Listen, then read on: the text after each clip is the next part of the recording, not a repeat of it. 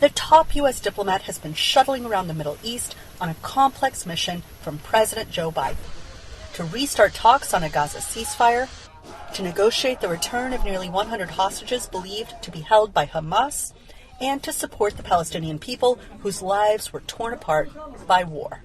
Secretary of State Antony Blinken on Thursday announced $135 million in additional U.S. aid for Palestinian civilians. He also said the administration felt Israel accomplished its strategic goals with the killing of Hamas leader Yahya Sinwar last week.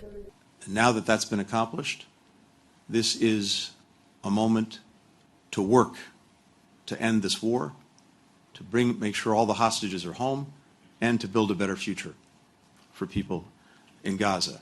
Qatar's leader said Thursday that his country's negotiators have re-engaged with Hamas, but he painted a murky picture of the future. We had some meetings with them the last couple of days.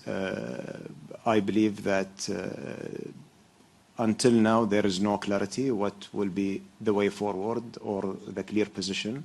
Analysts aren't hopeful that this fire can be contained, especially after Israel killed Hezbollah's leader in Lebanon. The U.S. considers Hezbollah and Hamas as terrorist organizations. I mean, to be entirely honest, it's not entirely clear why Tony Blinken is making another trip to the region. There doesn't seem to be any particular prospect that he's going to achieve anything new or different than the last 10 times that he's been out there. A top U.S. Muslim rights advocacy group says there are two obstacles to a deal: Prime Minister Benjamin Netanyahu and Israel's most powerful supporter, Biden.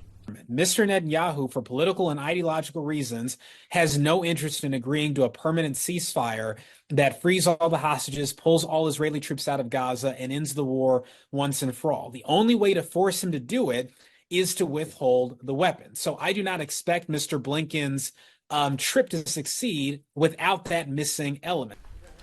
These delicate diplomatic moves are happening well over the heads of the people who have to live through this on both sides of this bristling border and who have not seen a day of peace since October 7th, 2023.